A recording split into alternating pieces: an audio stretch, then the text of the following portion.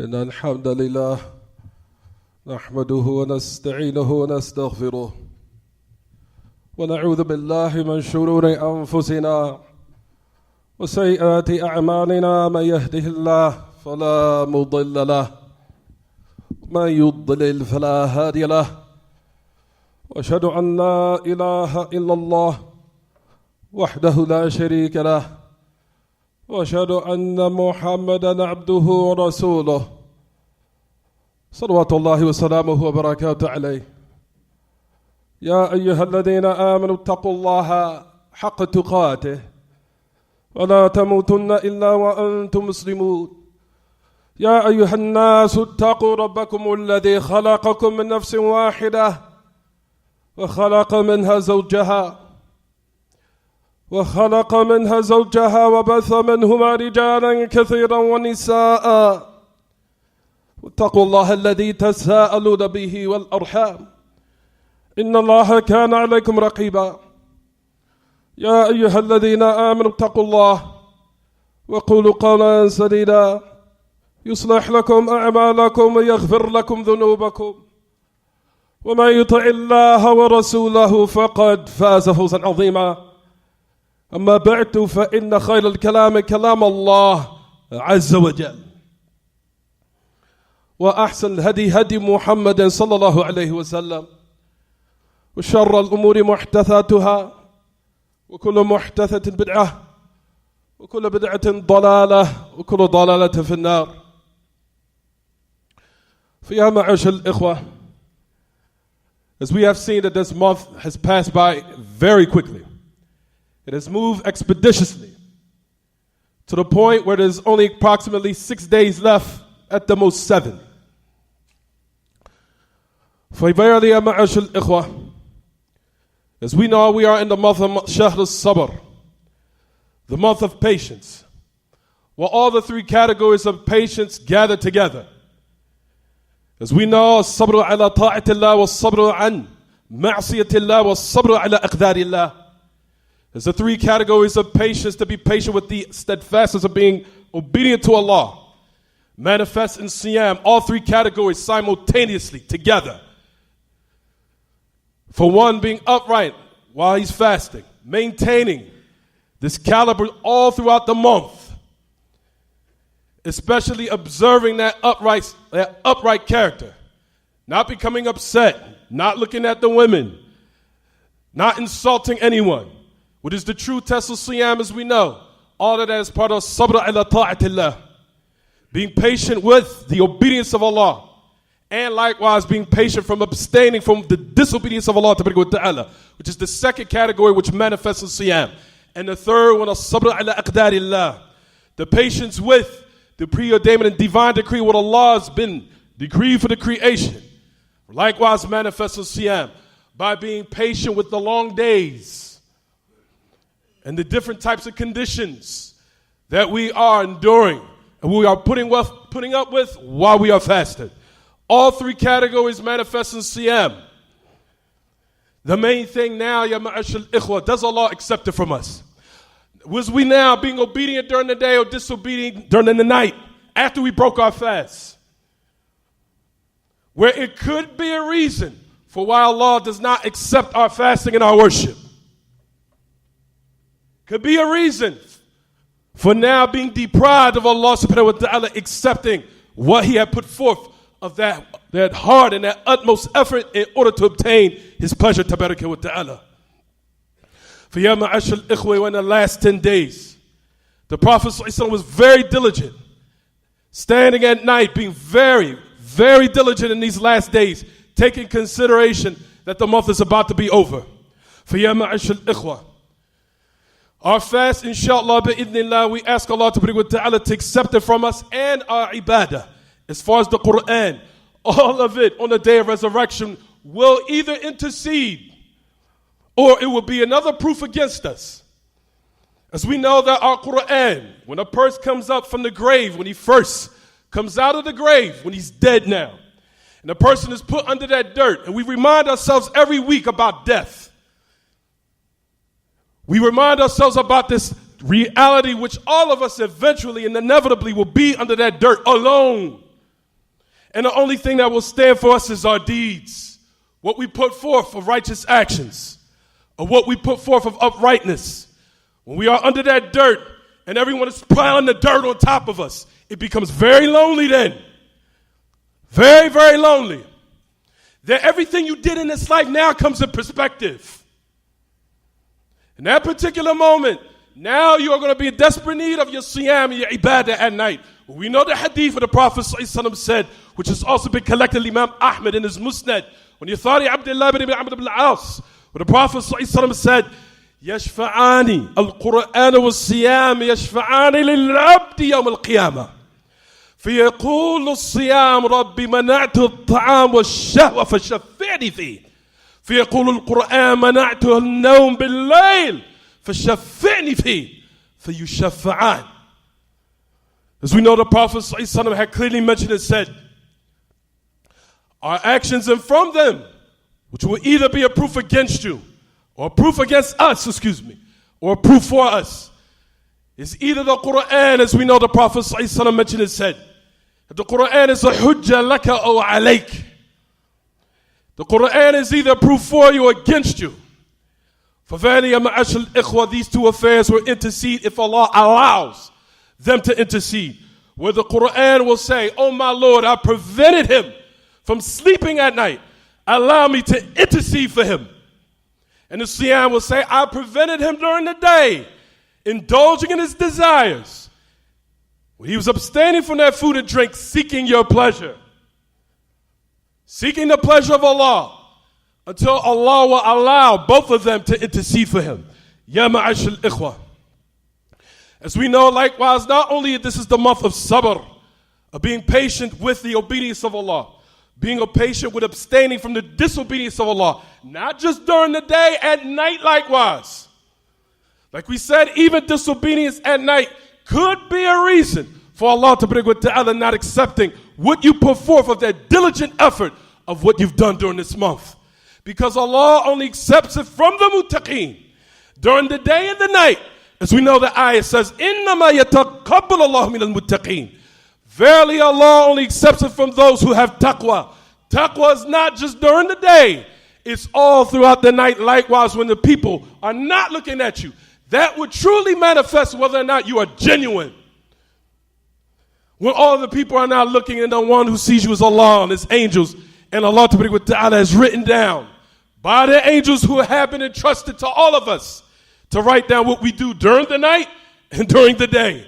For ya ma'ashal ikhwa, as it comes in the authentic hadith, which has been recorded upon Burayd ibn Husayb al-Aslami. Likewise, Abu Umam al-Bahili. What is Abu Umam al-Bahili's real name? Suddi ibn Ma'jalan ibn Wahab. Also likewise on the authority of Abu Hurairah radiallahu anhu. This tremendous hadith talking about when a person comes up from the grave, the Quran is going to meet him. كالرجل الشاحب, like a person who's shahib, as we explained in the second khutbah, alhamdulillah. For the first part of the hadith it says اقرأوا القرآن فإنه يأتي يوم القيامة شفيعا لأصحابه وقرأوا البقرة وسورة آل عمران فإنهما الزهروان يأتيان يوم القيامة كأنهما غيايتان وكأنهما غمامتان وكأنهما فرقان من طير صواف يحاجان عن صاحبهما وإن القرآن يلقى صاحبه أول ما ينشق عنه قبره فيقول له كالرجل الشاحب فيقول له هل تعرفني؟ أنا القرآن الذي أظمأتك في الهواجر وأسهرت ليلك وإن كل تاجر من وراء تجارته وأنا اليوم وراء كل تاجر فيعطى الملك بيمينه والخلد بشماله ويوضع على رأسه تاج الوقار ويكسى والداه حلتين لا يقوم لهما الدنيا وما فيها وفي رواية لا يقوم لهما أهل الدنيا فيقولان ربي أن لنا هذا قال بأخذ ولدكم القرآن فإن صاحب القرآن يقال له يوم القيامة اقرأ وارقى في الدرجات ورتل كما كنت ترتل في الدنيا فإن منزلك عند آخر آية معك. Tremendous hadith. For those, ya ma'ashal ikhwa, as we explained in the second khutbah, we ask Allah ta'ala to allow our siyam to be accepted until it will testify for us on the day of resurrection. And we explain the second hadith, walhamdulillahi rabbil alameen.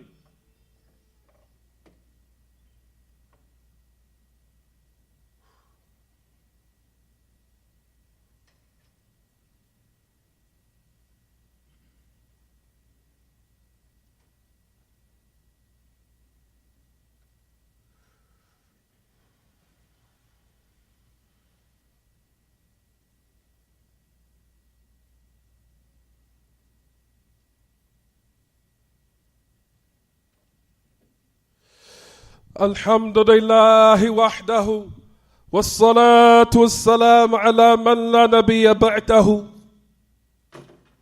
وعلى آله وصحبه. الحمد لله وحده والصلاة والسلام على من لا نبي بعده وعلى آله وصحبه ومن تمسك بسنته إلى يوم الدين وسلم تسليما كثيرا.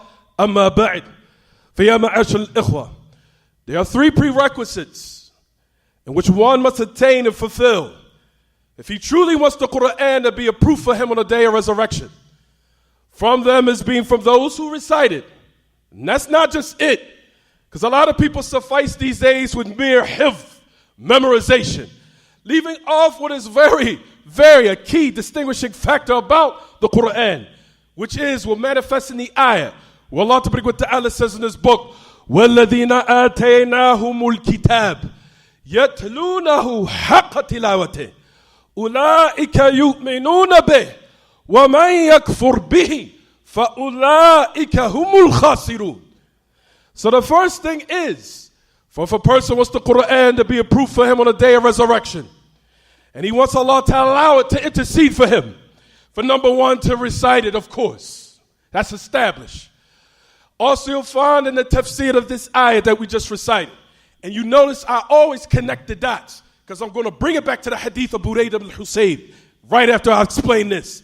The ayah where Allah Ta'ala says in His book, those who have given the book, yatalunahu, as people translate it as recitation. No. Tilawa has a deeper meaning than just mere recitation. Those who recite and perform that tilawa, as they ought to be deserved to be recited as they translate it. He says they truly believe in it. And those who disbelieve in it, they will be at loss. Go back to what Ibn Kathir mentions. And also the tafsir of Ibn Abbas, and Abdullah ibn Mas'ud, and also Ibn al-Khattab, and also his son Ibn Umar. What do they say in regard to this ayah? The Quran, as we know, we have to recite it as much as we're able. Also likewise, yatlunahu. Listen to the meaning of tilawa. Listen to what the Sahaba say about the tafsir of the ayah. Yattabi'unahu haqqa tibai. They follow it as it ought to be deserved to be followed. Meaning application of it. Actualizing what is in it. Implementing it in your actions. Not just recitation. And you're still committing affairs that now goes against what you recite every day. Being an application of those who truly follow it as it deserves to be followed. Listen to what Abdullah ibn Mas'ud and also Abdullah ibn Abbas and other from the Sahaba. They say, يُحَلِّلُونَ حَلَالَهُ وَيُحَرِّمُونَ حَرَامَهُ وَلَا يُحَرِّفُونَ الْكَلِمَ عَنْ مَوَاضِعِهِ. That they also establish what Allah makes haram, they make haram. What Allah made and His messenger halal, they make halal. They do not distort its meaning from its proper place. That's the meaning of tilawa. So it's not just mere recitation. What accompanies along with it is implementation. A lot of people think it's just recitation. No. What truly manifests, you love the Quran, is that you follow what Allah has commanded you in. And abstain from what Allah has abstained from, tell you to abstain from. and what he prohibited you from doing. That which will be and allow the Quran to what? To intercede on the day of resurrection. The second thing, like we said, number one, recitation. Then you have tilawah. Then likewise, like we say, be from amongst those who are amilin fi. Those who likewise, like we said, work by it, being diligent and applying it every day.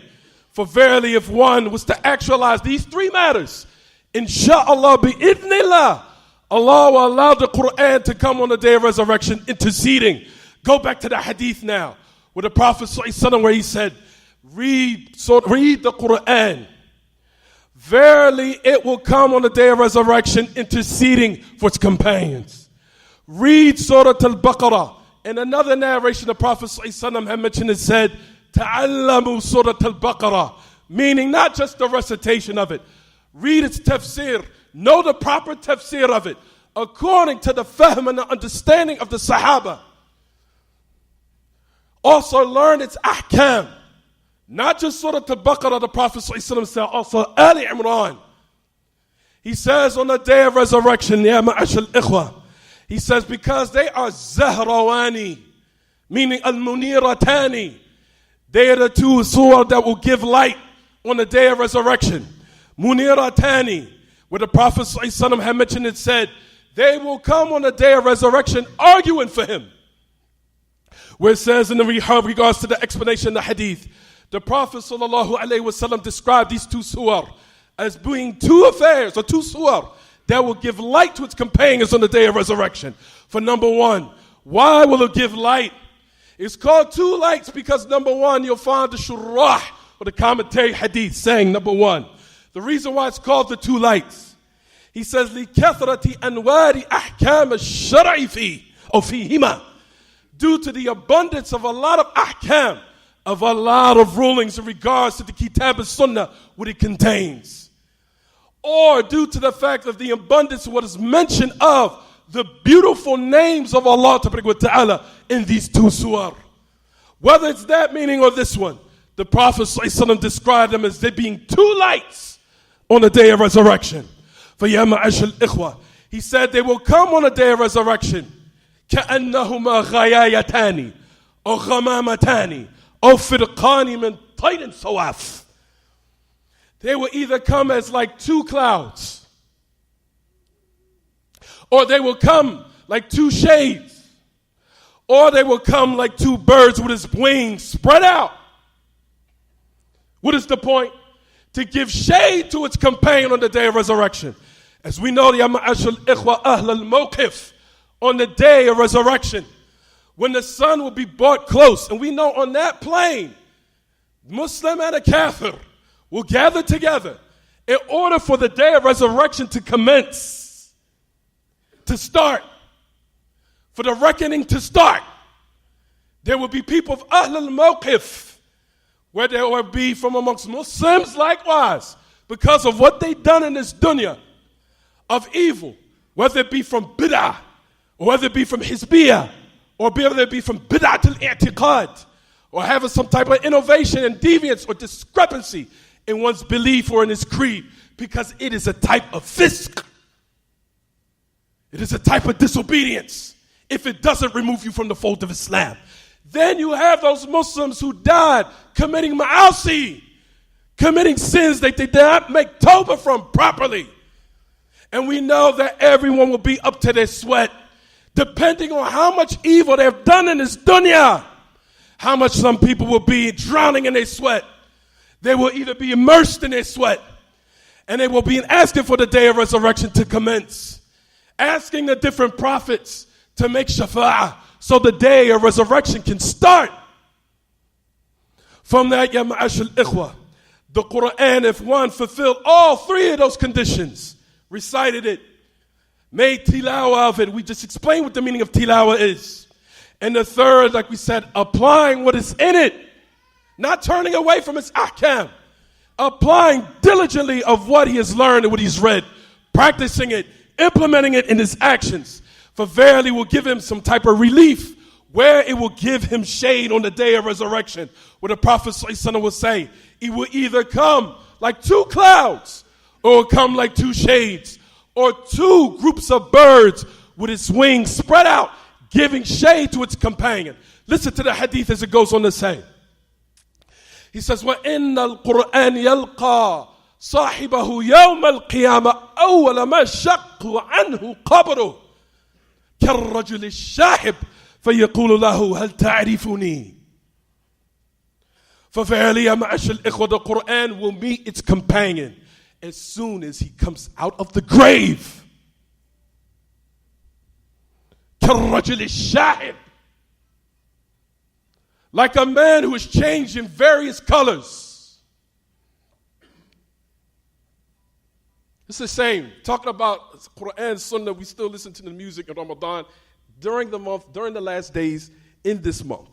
That shows where we are. We can't get over just being, we can't leave nonsense in the street just momentarily, can we? Last 10 days of Ramadan, we fasting.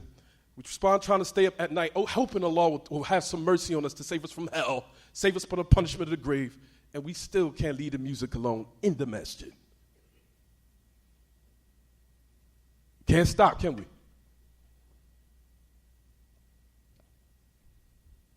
For verily the Quran will meet its companion on the day of resurrection. Various colors and changing colors. Why is it changing colors? Because it will emulate how we were in this dunya. How you were in this dunya. You were strong one time, got weak. Some of us totally fell off. Then we had to go back to what? To try to be better again. Then you have times when we fasted, when we didn't fast. Different stages we went through our lives. The Quran is going to resemble how you were in this dunya, changing colors. كَالرَّجُلِ الشَّاحِبِ. So you notice that key point when the Messenger of Allah said that particular wording. It's talking about how you implemented the Kitab and Sunnah in your life. How it is your survival and how you will survive on the day of resurrection. How much or how fast you had answered the call to Allah and His Messenger. And how much did you deviate from it? Or how much disobedience did you do in which is in contrast to it? How likewise the Quran will come into this person when he comes on the day of resurrection, changed in various colors. And the Quran will say, do you know me? هل تعرفني? Listen to this part of the hadith. Because of you, this is not what it's going to say, because of him implementing the Quran, listen to what it's going to say. I'm the one who made you thirsty during the day. What is it talking about? It's talking about siyam. أَنَا أَضْمَضْتُكَ فِي الْهَوَاجِرِ. Meaning because of you implementing what you read, and you carried out what Allah commanded you, and you fasted for Allah, I made you thirsty during the day because you used to fast. وَأَسْهَرْتُ لَيْلَكَ. And I made you stay up during the night. Why? You implemented what you read. The hadith that you hear every year, you're implementing. You implemented it in your life. You actualize it in your life. So because of this, not only recitation and this implementation, we will, inshallah, if Allah allows, we will attain this reward. But the Quran now is what? Bearing witness for you, not against you. He says, I made you thirsty during the day, and I made you weary and tired during the night. And every merchant will be in front of his merchandise. And I am the one who's in front of every tajir. I'm in front of every merchant. And certain people, I know they're going to say wara. No, if you understand Arabic in its context, wara means here amam. It means in front. It will proceed because there's another narration where the Prophet ﷺ explains, it says that the Quran siyaqdumuhu yawm al-qiyamah. It will be in front of.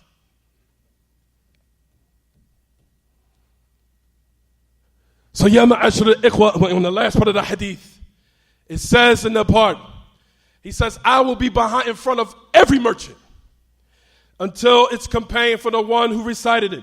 the one who actualized it, the one who implemented it, the one who truly actualized what Allah commanded in His Messenger Sallallahu Alaihi Wasallam. Those who truly established that, genuinely doing what they were supposed to do, not just in the month of Ramadan, all throughout their life. Listen to their jaza, listen to their recompense and what they will be repaid. فَيُعْطَى الْمُلْكَ بِيَمِينِهِ وَالْخُلْدَ بِشِمَالِهِ. He'll be given the dominion in the kingdom. فَيُعْطَى الْمُلْكَ بِيَمِينِهِ. And his right hand will be given the kingdom of that which is of the paradise and the gardens in which he would inherit. And immortality will be given in his left. And it will be put on his head a crown of honor. Now listen to those who are parents that have children. His two parents will be given two garments which is better than everything in his dunya. That's better than even the people of the dunya or everything of the dunya and everything that is in it. Two garments of paradise is better than this whole world and anything that's in it. Two garments. فَيُكْسَى وَالِدَاهُ حُلَّتَيْنِ لَا يَقُومُ لَهُمَا الدُّنْيَا وَمَا فِيهَا. To us and who are parents, listen to this last part of the hadith. فَيَقُولَانِ رَبِّي أَنَّا لَنَا هَذَا كَيْفَ لَنَا هَذَا. How do we have all this reward? بِأَخْذِ وَلَدِكُمَ الْقُرْآنِ. By you teaching your son the Quran. Not just teaching it, recitation, implementation, proper understanding, proper methodology, proper understanding of it, fahm al-sahaba, proper aqidah, proper recitation, inshallah, if one's able, and also implementation, which is the most key importance in which majority of us are lacking these days. بِأَخْذِ وَلَدِكُمُ الْقُرْآنِ. Until the point where now the Prophet ﷺ will say, it will be said to the person of the Quran, اقرأ وارقى في الدرجات. The person who recited it did all these affairs that we just mentioned for this whole khutbah. It will be said, read, recite, go up in degrees, meaning in paradise. Recite just as you used to recite in this dunya. Verily your last stop will be where you stop recitation, or where your recitation stopped, or where you will stop reciting. فَيَا مَعَاشَ الْإِخْوَةِ وَالْأَخَوَاتِ. This is the month of sabr, the month of Quran, devotion to the Quran, devotion to standing up at night, devotion to what? Listening to what the hereafter. The hereafter is coming right at us. This month is almost over. Everyone in this room, I'm sure, has said this month went by extremely fast. To the point where it's only 6 or 7 days left. Meaning that the life of the grave is close. It's close. Preparation for the grave. To all of us when we are put under that dirt and we're going to be alone under that dirt. No matter how much we scream, nothing can be done in this particular time anymore. Your guns, your crack, your mans, your homies, your guns cannot avail you under that dirt where everybody's throwing it on top of you. Can't do nothing about it anymore. How many times we keep saying this in the khutbahs every week over and over and over and over and over again. Until one of us wake up, death hits us. Now we can't do anything. The only thing that sits and stands for us is our proper aqidah and our deeds. No more, no less. Nothing about color. Nothing about whether we was from Saudi Arabia or from Misr or from Yemen or from America. That's not going to be asked about. It's only going to be asked whether you will embrace the proper iman. Were you upon what the message of Allah was upon and the companions? That's what's going to affect you in the grave. And did you implement what you learned by putting forth those righteous actions and staying away from oppressing people? Staying away from oppressing people.